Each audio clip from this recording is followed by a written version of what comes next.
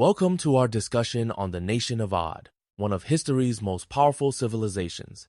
Dr. Kareem, could you start by describing what made Ad so unique and influential in their era? Absolutely.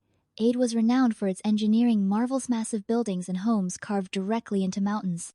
They commanded vast territories and enjoyed immense prosperity, to the point that no neighboring tribe could rival their strength or luxury. That level of dominance must have shaped their worldview. How did this power affect their relationship with spiritual or moral values, especially considering their blessings? Their power bred deep arrogance. Instead of gratitude, they indulged in idol worship and corruption. It's similar to how unchecked wealth today can lead some societies to ignore ethical boundaries, believing they're untouchable often with disastrous consequences. So, their downfall began not with external enemies, but with internal pride. This pattern seems timeless, doesn't it? Exactly. History repeatedly shows that civilizations often collapse from within, when power blinds them to humility and accountability. Ad is a prime example of warning echoed in many spiritual traditions.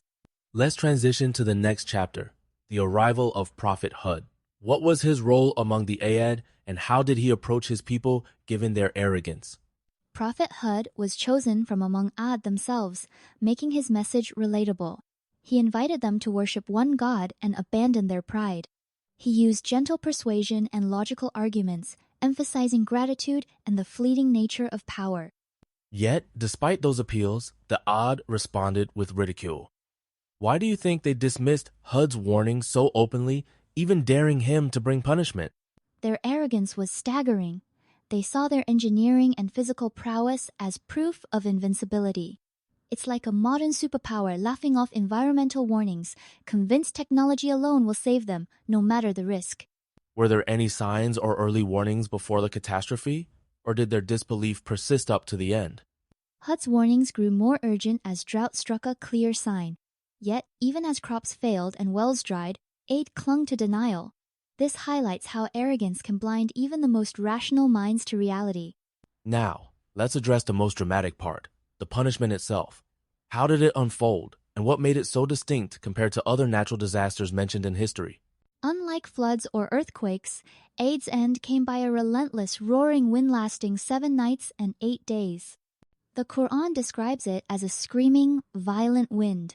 Imagine a hurricane so powerful it tore buildings apart and hurled people like debris. It was both physical and psychological devastation. That's a vivid image. Are there scientific theories or archaeological evidence that might correspond to such an event, or is it understood purely as a spiritual lesson? Some experts suggest ancient sandstorms or climate events could align with the story's core. However, the sheer scale described is unmatched. The lesson transcends physical explanation, serving as a caution on the limits of human power and the consequences of hubris. It's striking how the story concludes with absolute silence, no trace of their former glory. How does this silence serve as a continuing warning for future generations? Silence after such might is a stark reminder. No civilization, however advanced, is immune to downfall. It's the ultimate humbling. Today's skyscrapers could be tomorrow's ruins if we ignore moral and spiritual responsibilities. Drawing our discussion to the present, what can modern nations or individuals learn from Aid's fate? Is this just a historical account, or is there practical relevance for us today? The lessons are deeply relevant. Many societies now enjoy technological prowess and material wealth reminiscent of Ad. But when progress breeds arrogance leading to injustice or neglecting higher principles, the risk of collapse grows exponentially. Can you share examples where ignoring ethical or spiritual warnings has led to modern-day disasters or crises? Certainly. Consider the 2008 financial crash rooted in unrestrained greed and ignoring regulatory warnings, or environmental catastrophes where profit trumps sustainability. These echo Ad's story: warnings unheeded, arrogance unchecked, consequences inevitable. So, in essence, humility and gratitude act as safeguards. How can individuals and leaders cultivate these qualities in a world obsessed with power and success? By fostering self-reflection, accountability, and empathy, encouraging dialogue between science, ethics, and faith can build resilience. Ultimately, recognizing our limitations sustains both spiritual well-being and